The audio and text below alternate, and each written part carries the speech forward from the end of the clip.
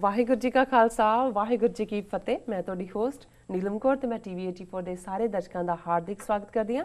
Programme ਸੱਚੋ ਸੱਚ ਵਿੱਚ ਰੋਜ਼ਾਨਾ ਦੀ ਤਰ੍ਹਾਂ ਤੁਹਾਡੇ ਤੇ ਸਾਡੇ ਹਰਮਨ ਪਿਆਰੇ ਡਾਕਟਰ ਅਮਰਜੀਤ ਸਿੰਘ ਮੇਰੇ ਨਾਲ ਬੈਠੇ ਹੋਏ ਨੇ। ਆਓ ਉਹਨਾਂ ਨਾਲ ਮਿਲ ਕੇ ਪ੍ਰੋਗਰਾਮ ਸ਼ੁਰੂ ਕਰਦੇ ਹਾਂ। ਜੀ ਡਾਕਟਰ ਸਾਹਿਬ, welcome to our show. Thank you so much. ਜੀ ਡਾਕਟਰ ਸਾਹਿਬ, ਅੱਜ 16 ਫਰਵਰੀ 2015 4 ਫੱਗਣ ਨਾਨਕਸ਼ਾਹੀ ਸੰਮਤ 546 ਦਾ ਦਿਨ ਹੈ ਤੇ ਪ੍ਰੋਗਰਾਮ ਦੇ ਸ਼ੁਰੂ ਵਿੱਚ ਤੁਸੀਂ ਸਾਨੂੰ ਤੇ ਸਾਡੇ ਦਰਸ਼ਕਾਂ ਨੂੰ ਦੱਸੋ ਕਿ ਤੁਹਾਡਾ ਵੀਕਐਂਡ ਕਿਸ ਤਰ੍ਹਾਂ ਗੁਜ਼ਰਿਆ ਤੇ ਉਸ ਤੋਂ ਬਾਅਦ ਅੱਜ ਦਾ ਕੋਈ ਸਿਆਸੀ ਮੁੱਦਾ।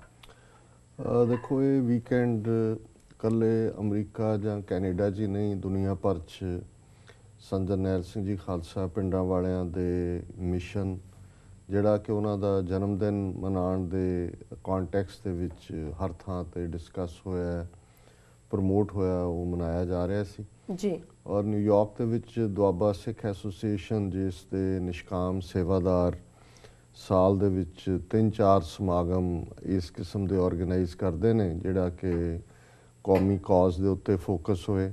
ਕੁਛ ਅਰਸਾ ਪਹਿਲਾਂ ਉਹਨਾਂ ਨੇ ਫਲਸ਼ਿੰਗ ਦੇ ਇੱਕ ਗੁਰਦੁਆਰਾ ਸਾਹਿਬ 'ਚ ਗਦਰੀ ਬਾਬਿਆਂ ਨੂੰ ਔਰ ਉਹ ਲਹਿਰ ਕਿਵੇਂ ਸਿੱਖ ਆਜ਼ਾਦੀ ਲਹਿਰ ਦੇ ਨਾਲ, ਅੱਜ ਦੀ ਲਹਿਰ ਨਾਲ ਉਸ ਦਾ ਸੰਬੰਧ ਹੈ ਜੀ, ਉਹਨਾਂ ਨੇ ਸੈਲੀਬ੍ਰੇਟ ਕੀਤਾ ਸੀ। ਉਦੋਂ ਵੀ ਉਹਨਾਂ ਨੇ ਸਾਨੂੰ ਮੁੱਖ ਬੁਲਾਰੇ ਦੇ ਤੌਰ 'ਤੇ ਇਨਵਾਈਟ ਕੀਤਾ ਸੀ।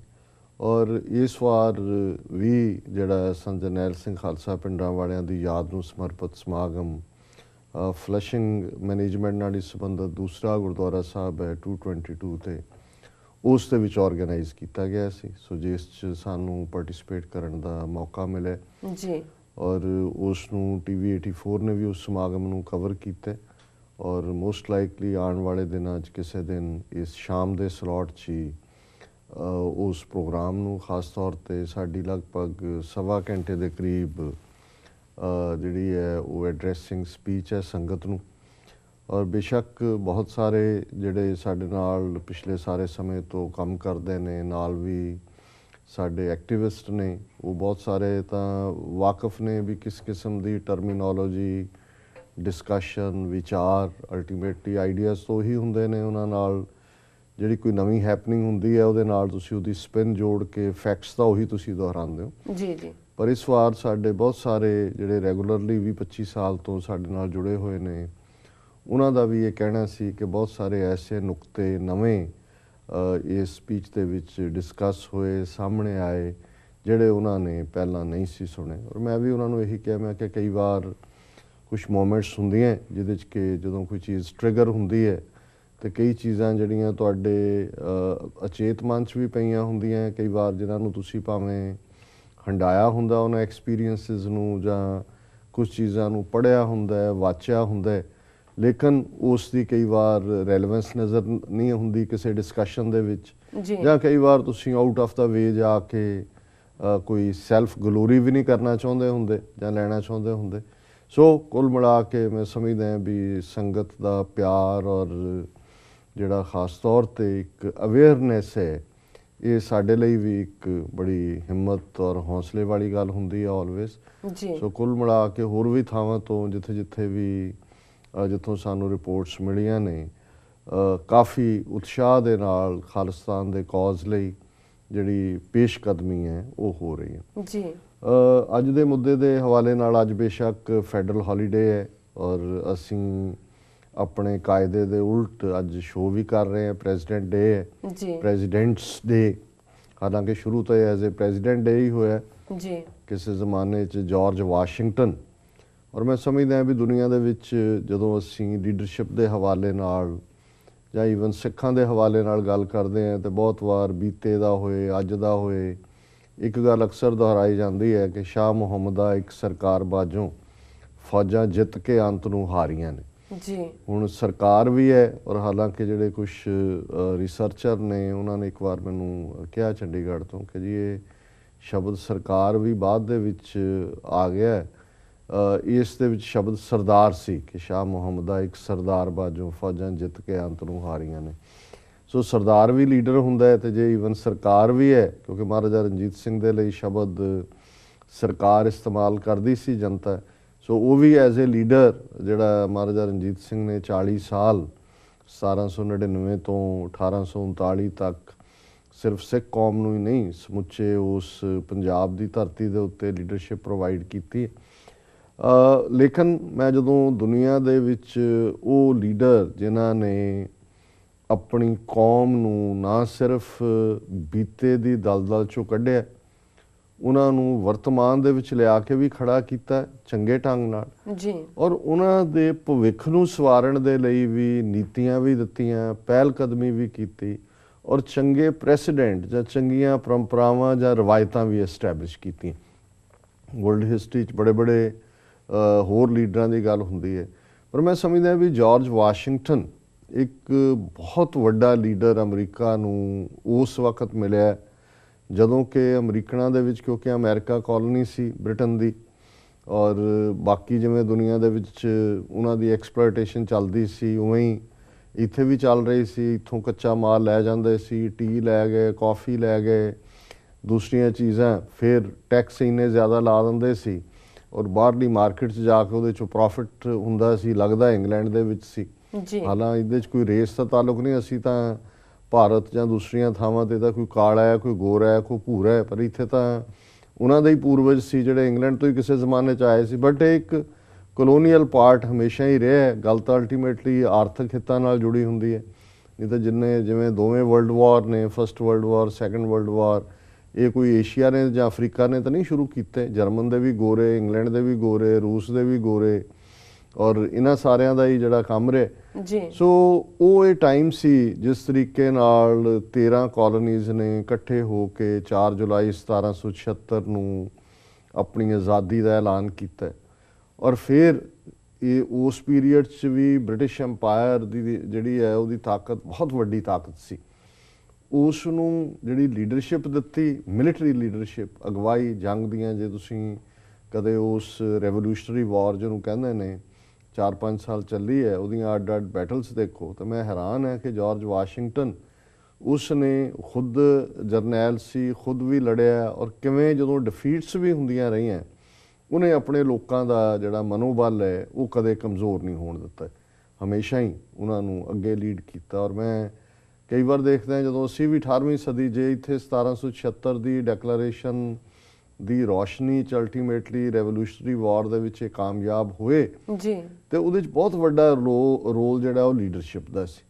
ਉਹ ਜਾਰਜ ਵਾਸ਼ਿੰਗਟਨ ਇਨ ਦਾ ਫੋਰਫਰੰਟ ਸੀ। ਇਹ ਉਹੀ ਪੀਰੀਅਡ ਸੀ ਕਿ ਟਾਮਸ ਜੈਫਰਸਨ ਵਰਗੇ ਜਿਹੜੇ ਰੋਸ਼ਨ ਦਿਮਾਗ ਜਿਹੜੇ ਨੇ ਉਹਨੇ ਉਹ ਡੈਕਲੇਰੇਸ਼ਨ ਲਿਖੀ, ਗੈਰੀ ਐਡਮਸ, ਔਰ ਇੱਕੋ ਵੇਲੇ ਇੰਨੇ ਸਿਆਣੇ ਬੰਦੇ ਸੀ। ਤੇ ਮੇਰਾ ਹਮੇਸ਼ਾ ਧਿਆਨ 18ਵੀਂ ਸਦੀ ਦੇ ਉਸ ਦੌਰ ਵੱਲ ਜਾਂਦਾ ਹੈ, ਸਿੱਖ ਮਿਸਲਾਂ ਦੇ ਦੌਰ ਵੱਲ, ਜਦੋਂ ਕਿ ਸਰਦਾਰ ਜੱਸਾ ਸਿੰਘ ਆਹਲੂਵਾਲੀਆ ਦਲ ਖਾਲਸਾ ਦੇ ਮੁਖੀ ਬਣੇ, ਪਰ ਉਸੇ ਵੇਲੇ ਹੀ ਸਰਦਾਰ ਜੱਸਾ ਸਿੰਘ ਰਾਮਗੜੀਆ, ਸਰਦਾਰ ਚੜ੍ਹਤ ਸਿੰਘ, ਸਰਦਾਰ ਬਘੇਲ ਸਿੰਘ, ਉਹਨਾਂ ਦਾ ਜੇ ਤੁਸੀਂ ਉਸ ਕੱਲੇ ਦੀ ਉਸ ਸਰਦਾਰ ਦੀ ਹਿਸਟਰੀ ਦੇਖਦੇ ਹੋ, ਉਹਨਾਂ ਦੀ ਰੈਜ਼ੀਲੀਅੰਸ ਦੇਖਦੇ ਹੋ, ਫਾਈਟਿੰਗ ਸਕਿੱਲਸ ਦੇਖਦੇ ਹੋ ਜੀ, ਔਰ ਇਹਦੇ ਬਾਵਜੂਦ ਕਿ ਮੁਗਲਾਂ ਨਾਲ ਵੀ ਲੜ ਰਹੇ ਨੇ, ਅਫਗਾਨਾਂ ਨਾਲ ਵੀ ਲੜ ਰਹੇ ਨੇ, ਔਰ ਮਹਾਰਾਜਾ ਰਣਜੀਤ ਸਿੰਘ ਨੇ ਤਾਂ ਬਾਅਦ ਦੇ ਵਿੱਚ ਉਹ ਸਾਰਾ ਜਿਹੜਾ ਆਲਰੇਡੀ ਜਿੱਤਿਆ ਹੋਇਆ ਕੰਮ ਸੀ ਉਹਦੇ 'ਚ ਆਪਣਾ ਝੰਡਾ ਗੱਡਿਆ ਇੱਕ ਲੀਡਰ ਦੇ ਥੱਲੇ। ਪਰ ਇਹ ਸਟਰਗਲ ਤਾਂ ਰਣਜੀਤ ਸਿੰਘ ਦੇ ਦਾਦੇ ਚੜ੍ਹਤ ਸਿੰਘ ਤੋਂ ਸ਼ੁਰੂ ਹੁੰਦੀ ਹੈ। ਉਧਰ ਚੜ੍ਹਤ ਸਿੰਘ ਹੈ, ਉਧਰ ਜੱਸਾ ਸਿੰਘ ਆਹਲੂਵਾਲੀਆ ਹੈ, ਉਧਰ ਜੱਸਾ ਸਿੰਘ ਰਾਮਗੜ੍ਹੀ ਹੈ। ਸੋ ਜਦੋਂ ਤੱਕ ਮਹਾਰਾਜਾ ਰਣਜੀਤ ਸਿੰਘ 1799 'ਚ ਲਾਹੌਰ ਦਾ ਤਖਤ ਲੈਂਦੇ ਨੇ, ਉਦੋਂ ਤੱਕ ਆਲਰੇਡੀ ਇਹ ਤੀਸਰੀ ਜਨਰੇਸ਼ਨ ਸੀ।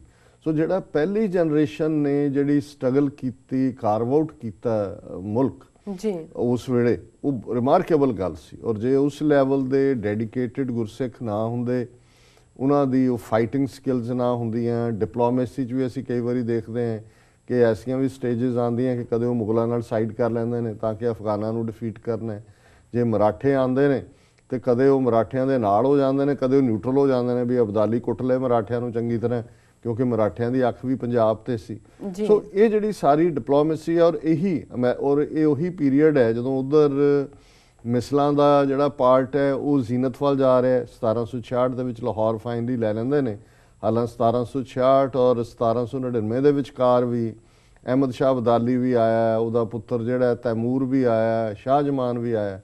ਸੋ ਅਮਰੀਕਾ ਦੇ ਵਿੱਚ 1776 ਤੋਂ ਬਾਅਦ ਲਗਭਗ 5 ਸਾਲ ਬਾਅਦ ਅਮਰੀਕਾ ਜਿਹੜਾ ਉਹ ਆਪਣੇ ਆਪ ਨੂੰ ਜਿਹੜਾ ਕੰਟਰੋਲ ਕਰ ਲੈਂਦਾ ਟੈਰੀਟਰੀ ਨੂੰ। ਬ੍ਰਿਟਿਸ਼ਰਸ ਨੂੰ ਹਾਰ ਦਾ ਮੂੰਹ ਦੇਖਣਾ ਪੈਂਦਾ।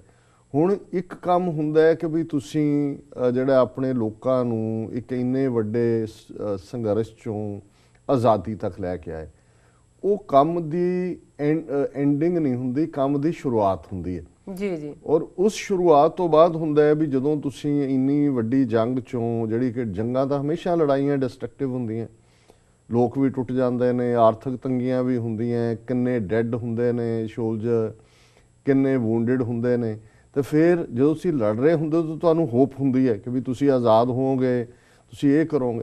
ਫਿਰ ਉਸ ਨੂੰ ਜਿਹੜੇ ਲੋਕ ਉਸ ਸਾਰੇ ਚੋਂ ਨਿਕਲ ਕੇ ਸਾਹਮਣੇ ਆਏ, ਉਹਨਾਂ ਨੂੰ ਸਟੇਬਲ ਕਰਨਾ, ਇੱਕ ਰੂਲਿੰਗ ਐਂਟੀਟੀ ਦੇ ਤਹਿਤ ਕਨਸਟੀਟਿਊਸ਼ਨ ਦੇਣਾ ਜੀ, ਔਰ ਉਸ ਕਨਸਟੀਟਿਊਸ਼ਨ 'ਚ ਵੀ ਭਵਿੱਖ ਦੀਆਂ ਜਿਹੜੀਆਂ ਸੰਭਾਵਨਾਵਾਂ ਜਾਂ ਨੈਗੇਟਿਵਿਟੀਜ਼ ਨੇ ਉਹਨਾਂ ਨੂੰ ਫੋਰਸੀ ਕਰਨਾ। ਸੋ ਜਾਰਜ ਵਾਸ਼ਿੰਗਟਨ ਜਿਹੜੇ ਨੇ ਉਹ ਜਰਨਲ ਵੀ ਨੇ ਜਿਨ੍ਹਾਂ ਨੇ ਫਰੀडम ਦਿੱਤੀ, ਪ੍ਰੈਜ਼ੀਡੈਂਟ ਵੀ ਪਹਿਲੇ ਬਣਦੇ ਨੇ ਅਮਰੀਕਾ ਦੇ, ਔਰ ਫਿਰ ਸੰਵਿਧਾਨ ਵੀ ਉਹਨਾਂ ਦੇ ਥੱਲੇ, ਕਨਸਟੀਟਿਊਸ਼ਨ ਵੀ 15 ਸਾਲ ਬਾਅਦ, ਲਗਭਗ 1776 ਤੋਂ ਬਾਅਦ ਕਨਸਟੀਟਿਊਐਂਟ ਅਸੈਂਬਲੀ 'ਚ ਜਿਹੜਾ ਉਹਨਾਂ ਦੇ ਫਿਲਾਡੈਲਫੀਆ 'ਚ ਸੰਵਿਧਾਨ ਹੁੰਦਾ, ਫਿਰ ਸੈਕੰਡ ਟਰਮ ਪ੍ਰੈਜ਼ੀਡੈਂਟ ਬਣਦੇ ਨੇ 2-2.5। ਹੁਣ ਸਾਡੇ ਤਾਂ ਉੱਥੇ ਹੈ ਵੀ ਬੰਦਾ ਮਰ ਜਾਂਦਾ ਕੁਰਸੀ ਤੇ, ਮਰਿਆ ਭਾਵੇਂ ਘੜੀਸ ਕੇ ਥੱਲੇ ਲਾ ਦੇਣ, ਲੇਕਿਨ ਉਸ ਤਰ੍ਹਾਂ ਉਹ ਕੁਰਸੀ ਛੱਡਣ ਨੂੰ ਹੀ ਤਿਆਰ ਨਹੀਂ ਹੁੰਦਾ ਕੋਈ ਲੇਕਿਨ ਜੇ ਅੱਜ ਅਮਰੀਕਾ ਦੇ ਵਿੱਚ ਇਹ ਕਾਨੂੰਨ ਹੈ, ਹੁਣ ਤਾਂ ਲਾਅ ਹੈ ਕਾਂਗਰਸ ਦਾ, ਕਿ ਕੋਈ ਵੀ ਪ੍ਰੈਜ਼ੀਡੈਂਟ ਮੈਕਸਿਮਮ 2 ਵਾਰ ਬਣ ਸਕਦਾ। ਹੁਣ ਜਾਰਜ ਵਾਸ਼ਿੰਗਟਨ ਨੇ ਉਹਨਾਂ ਜ਼ਮਾਨਿਆਂ 'ਚ ਸੈਕੰਡ ਟਰਮ ਤੋਂ ਬਾਅਦ ਉਹ 2 ਵਾਰ ਪ੍ਰੈਜ਼ੀਡੈਂਟ ਬਣਿਆ, ਖੁਦ ਹੀ ਉਹਨੇ ਜਿਹੜਾ ਉਹ ਦੁਬਾਰਾ ਥਰਡ ਟਰਮ ਨੇ, ਕੋਈ ਲਾਅ ਨਹੀਂ ਸੀ ਕਿਉਂਕਿ ਵਾਸ਼ਿੰਗਟਨ ਇੰਨਾ ਵੱਡਾ ਨਾਂ ਸੀ, ਜੋ ਚਾਹੁੰਦਾ ਉਹ ਕਰਦਾ।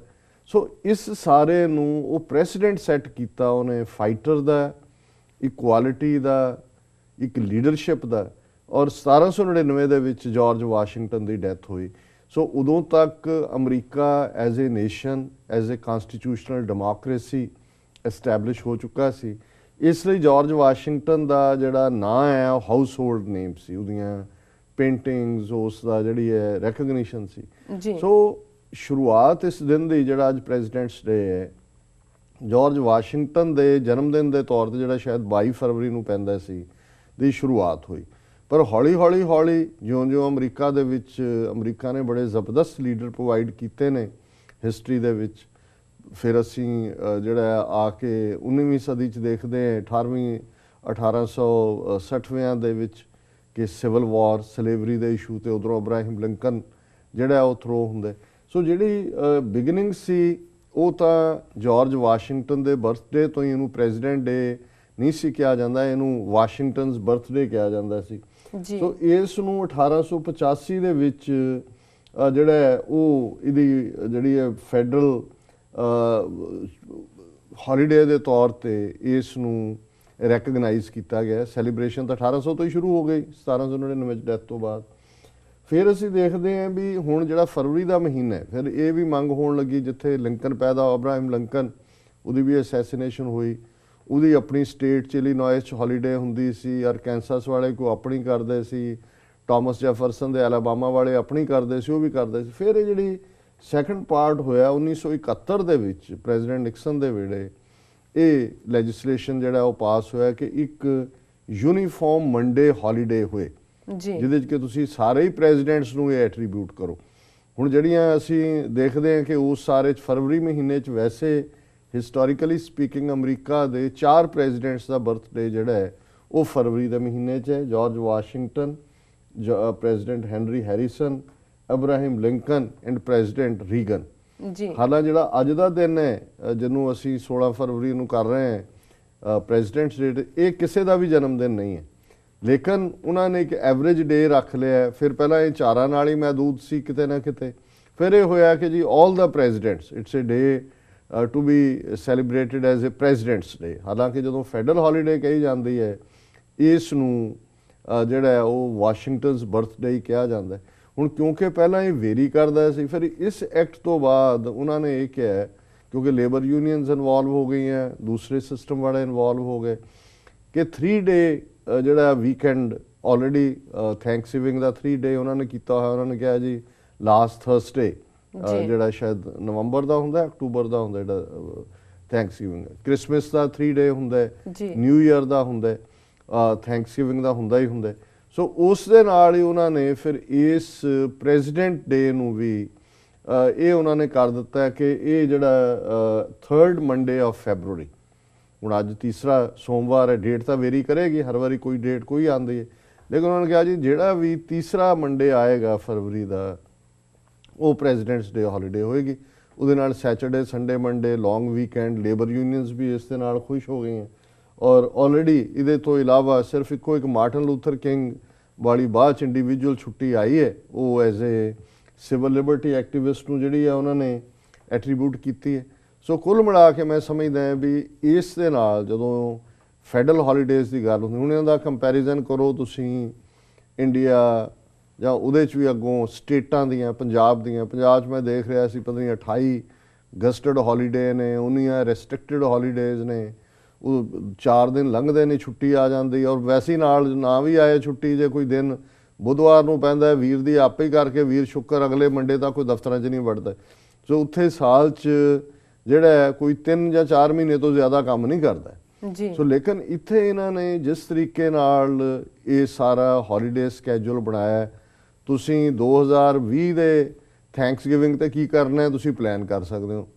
ਤੁਹਾਨੂੰ ਪਤਾ ਹੈ ਵੀ ਇਹ ਛੁੱਟੀ ਅਗਲੇ ਸਾਲ ਦਾ ਤਾਂ ਛੱਡੋ, ਸਾਲ ਦੀ ਬਿਗਨਿੰਗ 'ਚ ਤੁਹਾਨੂੰ ਪਤਾ ਹੁੰਦਾ ਹੈ, ਤੁਸੀਂ ਬੱਚਿਆਂ ਨੂੰ ਲੈ ਕੇ ਬਾਹਰ ਜਾਂਦੇ ਹੋ, ਤੁਸੀਂ ਵਕੇਸ਼ਨਿੰਗ ਲਈ ਜਾਂਦੇ ਹੋ, ਤੁਸੀਂ ਰਿਸ਼ਤੇਦਾਰਾਂ ਨੂੰ ਸੱਦਦੇ ਹੋ, ਔਰ ਤੁਸੀਂ ਸਾਲ ਦੇ ਵਿੱਚ ਆਪਣਾ ਜਿਹੜਾ ਹੈ ਪਹਿਲਾਂ ਹੀ ਪਲਾਨ ਕੀਤਾ ਹੁੰਦਾ। ਔਰ ਇਹ ਸਾਰੇ ਕੁੱਲ ਮਿਲਾ ਕੇ ਆ 4-5 ਵੀਕਐਂਡ ਬਣਦੇ ਨੇ, ਇੱਕ ਅੱਧਾ ਕੋਈ ਹੋਰ ਜਿਹੜਾ ਕਿਸੇ ਓਕੇਜ਼ਨ ਦਾ, ਇਸ ਤੋਂ ਇਲਾਵਾ ਹੋਰ ਕੋਈ ਛੁੱਟੀਆਂ ਨਹੀਂ ਹੁੰਦੀਆਂ ਜੀ। ਸੋ ਮੈਂ ਸਮਝਦਾ ਵੀ ਇਹ ਇੱਕ ਜਿੱਥੇ ਜਾਰਜ ਵਾਸ਼ਿੰਗਟਨ ਨੂੰ ਅਸੀਂ ਸੈਲੀਬ੍ਰੇਟ ਕਰਦੇ, ਅਮਰੀਕਾ ਇਹਦੇ 'ਚ ਕੋਈ ਸ਼ੱਕ ਨਹੀਂ ਹੈ ਕਿ ਦੁਨੀਆ ਦਾ ਉਹ ਆਈਡੀਅਲ ਮੁਲਕ ਹੈ ਜਿਹਦੇ 'ਚ ਜਿਹੜਾ ਦੁਨੀਆ ਦੇ ਕਿਸੇ ਵੀ ਕੋਨੇ 'ਚ ਬੈਠਾ ਉਹ ਅਮਰੀਕਾ ਆਉਣਾ ਚਾਹੁੰਦਾ। ਹੁਣ ਕੋਈ ਵੀ ਕਿਤੇ ਕਿਉਂ ਆਉਣਾ ਚਾਹੇਗਾ, ਕਿਉਂਕਿ ਇੱਥੇ ਤੁਹਾਡੀ ਆਜ਼ਾਦੀ ਦਾ ਕਨਸੈਪਟ ਹੈ, ਆਪਣੀ ਗੱਲ ਤੁਸੀਂ ਆਜ਼ਾਦੀ ਨਾਲ ਕਹਿ ਸਕਦੇ ਹੋ।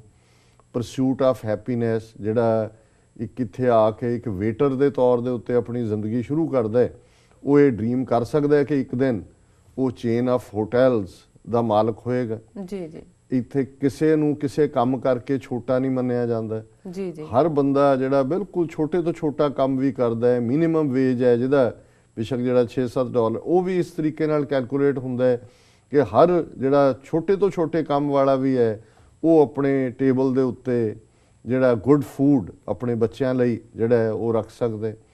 ਜਿਹੜਾ ਜੇ ਐਮਰਜੈਂਸੀ ਸਿਚੁਏਸ਼ਨ ਹੈ, ਤੁਹਾਡੇ ਕੋਲ ਕਾਗਜ਼ ਪੱਤਰ ਵੀ ਨੇ, ਇਲੀਗਲ ਹੋ, ਇੱਥੇ ਤੁਹਾਨੂੰ ਉਹ ਕੋਈ 911 ਸਰਵਿਸ ਡਿਨਾਈ ਨਹੀਂ ਕਰੇਗੀ ਆ ਕੇ, ਤੁਹਾਨੂੰ ਬੈਸਟ ਟ੍ਰੀਟਮੈਂਟ ਜਿਹੜੀ ਉਹਨਾਂ ਮੁਲਕਾਂ ਦੇ ਪ੍ਰੈਜ਼ੀਡੈਂਟ ਪ੍ਰਾਈਮ ਮਿਨਿਸਟਰਾਂ ਨੂੰ ਨਸੀਬ ਨਹੀਂ ਹੁੰਦੀ ਜੀ, ਉਹ ਮਿਲਦੀ ਹੈ।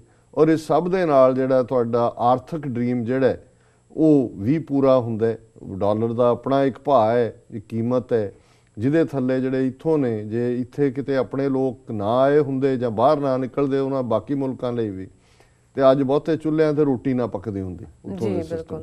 ਸੋ ਮੈਂ ਸਮਝਦਾ ਹਾਂ ਵੀ ਜਿਨ੍ਹਾਂ ਨੇ ਇਹ ਕਦੇ ਡ੍ਰੀਮ ਕੀਤਾ, ਕਲੋਨੀਅਲ ਰੂਲ ਨੂੰ ਤੋੜਿਆ, ਅਮਰੀਕਾ ਦੇ ਜਿਹੜੀ ਇਹ ਆਜ਼ਾਦੀ ਦੇ ਲਈ ਖਲੋਤੇ, ਕਨਸਟੀਟਿਊਸ਼ਨ ਬਿਲਡ ਕੀਤਾ, ਸਾਫ਼ ਸੁਥਰੀਆਂ ਰਵਾਇਤਾਂ ਦਿੱਤੀਆਂ, ਔਰ ਜਿਉਂ-ਜਿਉਂ ਅੱਜ ਸੀ ਗ੍ਰੇਡ ਲੀਡਰ ਜਿਹੜੇ ਨੇ ਦੁਨੀਆ 'ਚ ਹੀ ਐਮਰਜ ਹੋ ਰਹੇ ਨੇ, ਭਾਰਤ 'ਚ ਤਾਂ ਹੈ ਹੀ ਹੈ। ਹੁਣ ਮੋਦੀ ਕਿਹੜੀ ਕੈਟਾਗਰੀ ਦਾ ਲੀਡਰ ਹੈ ਜੀ, ਕਹੀ ਜਾਓ ਜੀ ਚਾਹ ਵੇਚਣ ਵਾਲਾ ਪ੍ਰਧਾਨ ਮੰਤਰੀ ਬਣ ਗਿਆ ਜੀ, ਬਹੁਤ ਕਾਮਨ ਮੈਨ ਬਣ ਗਿਆ ਜੀ, ਲੇਕਿਨ ਤੁਸੀਂ ਕੁੱਲ ਮਿਲਾ ਕੇ ਦੇਖੋ ਕਿਸ ਲੈਵਲ ਦਾ ਭ੍ਰਿਸ਼ਟਾਚਾਰ ਹੈ, ਕਰਪਸ਼ਨ ਹੈ, ਕਮਿਊਨਲ ਲਾਈਨ ਹੈ। ਇਹ ਬੇਸ਼ੱਕ ਇਹ ਵੀ ਕੰਟਰੀਜ਼ ਜਿਹੜੀਆਂ ਨੇ ਕਦੇ ਪਿਲਗ੍ਰਿਮ ਆਏ ਸੀ ਇੱਥੇ, ਉਹ ਬਾਈਬਲ ਬਿਲੀਵਰ ਸੀ, ਕ੍ਰਿਸਚਨ ਸੀ, ਕੋਰ ਵੈਲਿਊਜ਼ ਅੱਜ ਵੀ ਕ੍ਰਿਸਚਨ ਨੇ, ਲੇਕਿਨ ਕੋਈ ਮਜ਼ਹਬ ਦੇ ਨਾਂ ਤੇ ਕੋਈ ਦੂਸਰਾ ਇੱਕਾ ਦੁੱਕਾ ਘਟਨਾਵਾਂ ਹੁੰਦੀਆਂ, ਕਦੇ ਕੋਈ ਹੇਟ ਕ੍ਰਾਈਮ ਹੋਇਆ, ਕੋਈ ਦੂਜਾ ਹੋਇਆ, ਪਰ ਜਿਹੜਾ ਲਾਅ ਐਨਫੋਰਸਮੈਂਟ ਏਜੰਸੀਜ਼ ਨੇ, ਕਾਨੂੰਨ ਹੈ, ਸਿਸਟਮ ਹੈ, ਉਹ ਤੁਹਾਡੇ ਨਾਲ ਕਿਵੇਂ ਖਲੋਂਦਾ ਹੈ।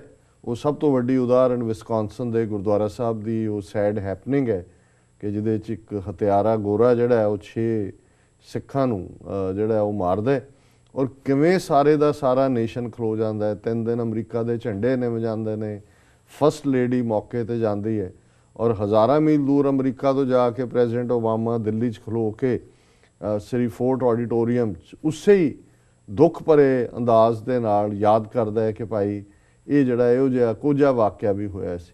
ਸੋ ਇਹੀ ਫਰਕ ਹੈ ਕਿੱਥੇ ਉਹ ਮੁਲਕ ਜਿਹੜਾ ਜਿਹਨੂੰ ਅਸੀਂ ਆਜ਼ਾਦ ਕਰਵਾਉਣ ਦੇ ਲਈ 3 ਸਦੀਆਂ ਖਾਲਸੇ ਦੀ ਕਿਸ ਕਦਰ ਕੁਰਬਾਨੀ ਹੈ, ਉੱਥੇ ਉਹਦੀ ਰਾਜਧਾਨੀ ਦੇ ਵਿੱਚ ਹਜ਼ਾਰਾਂ ਸਿੱਖ ਜਿਹੜੇ ਨੇ ਉਹ ਜਿਉਂਦੇ ਸਾੜ ਦਿੱਤੇ ਜਾਂਦੇ ਨੇ ਟਾਇਰ ਪਾ ਕੇ। ਦੂਜਾ 30 ਸਾਲ ਬੀਤ ਗਏ ਔਰ ਡਰਾਮੇਬਾਜ਼ੀਆਂ ਹੋ ਰਹੀਆਂ ਨੇ ਜੀ ਕਿ ਹੁਣ ਬਣ ਗਿਆ, ਹੁਣ ਸਪੈਸ਼ਲ ਇਨਵੈਸਟੀਗੇਟਿਵ ਟੀਮ ਬਣ ਜਾਏਗੀ, ਹੁਣ ਇਹ ਹੋ ਜਾਏਗਾ, ਹੁਣ ਉਹ ਹੋ ਜਾਏਗਾ।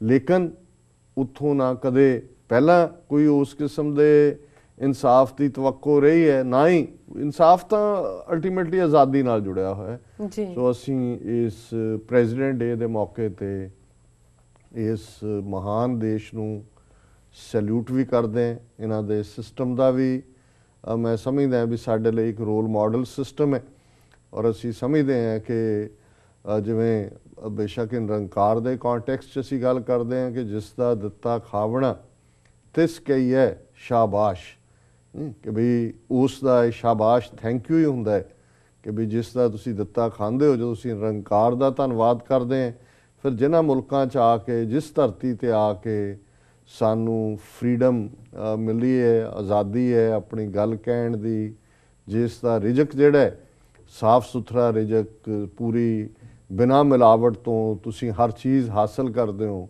ਔਰ ਆਪਣੇ ਹਰ ਆਨੰਦ ਨੂੰ ਮਾਣਦੇ ਹੋ। ਸੋ ਅਸੀਂ ਸ਼ੁਕਰਗੁਜ਼ਾਰ ਹਾਂ ਉਹਨਾਂ ਸਾਰਿਆਂ ਦੇ ਜਿਨ੍ਹਾਂ ਨੇ ਇਹਨਾਂ ਸਾਰੀਆਂ ਸਦੀਆਂ 'ਚ ਇਸ ਧਰਤੀ ਦੇ ਉੱਤੇ ਇਨਸਾਫ ਦੇ ਲਈ, ਆਪਣੀ ਆਜ਼ਾਦੀ ਦੇ ਲਈ, ਕਲੋਨੀਅਲ ਰੂਲ ਨੂੰ ਪਹਿਲਾਂ ਖ਼ਤਮ ਕਰਕੇ ਔਰ ਫਿਰ ਇਕੁਆਲਿਟੀ ਦੇ ਲਈ, ਬੇਸ਼ੱਕ ਉਹ ਸਲੇਵਰੀ ਖ਼ਤਮ ਕਰਨ ਲਈ ਸੀ ਜਾਂ ਸਮੇਂ-ਸਮੇਂ ਨਸਲਵਾਦ ਦੇ ਖਿਲਾਫ ਲੜਾਈ ਸੀ, ਔਰ ਜਿਨ੍ਹਾਂ ਪ੍ਰੈਜ਼ੀਡੈਂਟਸ ਨੇ ਬੜੀ ਬੋਲਡਲੀ ਸੱਚਾਈ ਦਾ ਸਾਥ ਦਿੱਤਾ, ਜਿਨ੍ਹਾਂ ਦੇ ਵਿੱਚ ਜਾਰਜ ਵਾਸ਼ਿੰਗਟਨ ਲਾਈਕ ਏ ਸ਼ਾਈਨਿੰਗ ਸਟਾਰ ਹੈ ਔਰ ਅਬਰਾਹਿਮ ਲਿੰਕਨ ਬਹੁਤ ਵੱਡਾ ਲੀਡਰ ਹੈ। ਔਰ ਇਸ ਤਰ੍ਹਾਂ ਹੀ 20ਵੀਂ ਸਦੀ 'ਚ ਅਸੀਂ ਦੇਖਦੇ ਹਾਂ ਕਿ ਪ੍ਰੈਜ਼ੀਡੈਂਟ ਰੂਜ਼ਵੈਲਟ ਵਰਗੇ ਜਿਨ੍ਹਾਂ ਨੇ ਗ੍ਰੇਟ ਡਿਪਰੈਸ਼ਨ 'ਚ 1930 ਦੀ ਕੱਢ ਕੇ ਅਮਰੀਕਾ ਨੂੰ ਸਾਊਂਡ ਫੁਟਿੰਗ 'ਤੇ ਲਿਆਂਦਾ। ਔਰ ਇਹ ਵੀ ਇਸ ਅਮਰੀਕਾ ਦੇ ਵਰਗੇ ਦੇਸ਼ ਦੀ ਬਿਊਟੀ ਹੈ ਕਿ ਜਿਹਨੂੰ ਕਦੇ ਜਾਰਜ ਵਾਸ਼ਿੰਗਟਨ ਨੇ ਫਾਊਂਡ ਕੀਤਾ। ਅੱਜ ਵਾਈਟ ਹਾਊਸ ਦੇ ਵਿੱਚ African American president Barack Hussain Obama, ਜਿਹਦੇ ਐਨਸੈਸਟਰਸ ਕਦੇ ਇਸ ਧਰਤੀ ਦੇ ਉੱਤੇ ਸਲੇਵ ਬਣਾ ਕੇ ਬੌਲਦਾਂ ਦੀ ਥਾਂ 'ਤੇ ਜੋਤੇ ਗਏ ਸੀ, ਉਹੀ ਸੁਸਾਇਟੀ ਨੇ ਆਪਣੇ ਉਸ ਵਿਹਾਰ ਨੂੰ ਤਬਦੀਲ ਕਰਦਿਆਂ ਇਸ ਗੱਲ ਨੂੰ ਯਕੀਨੀ ਬਣਾਇਆ ਕਿ ਇਸ ਧਰਤੀ ਦੇ ਉੱਤੇ ਬਿਨਾਂ ਜ਼ਾਤ, ਰੰਗ, ਨਸਲ, ਧਰਮ, ਜੈਂਡਰ ਦੇ ਵਿਤਕਰੇ ਦੇ ਸਾਰੇ ਹੀ ਪਰਸਿਊਟ ਆਫ ਹੈਪੀਨੈਸ ਕਰ ਸਕਣ। ਸੋ ਅਸੀਂ ਵੀ ਬਾਕੀ ਅਮਰੀਕਨਾਂ ਨਾਲ ਮਿਲ ਕੇ ਇਸ ਦਿਨ ਨੂੰ ਸੈਲੀਬ੍ਰੇਟ ਕਰ ਰਹੇ ਹਾਂ ਜੀ, ਭਾਵੇਂ ਅਸੀਂ ਸ਼ੋਅ ਕਰਕੇ ਜੀ। ਡਾਕਟਰ ਸਾਹਿਬ ਇਸ ਨਾਲ ਲੈਣੇ ਬ੍ਰੇਕ। ਵੀਅਰਸ ਤੁਸੀਂ ਇਸ ਤਰ੍ਹਾਂ ਬਣੇ ਰਹੋ, ਮਿਲਦੇ ਹਾਂ ਆਫਟਰ ਦਿਸ ਸ਼ਾਰਟ ਬ੍ਰੇਕ।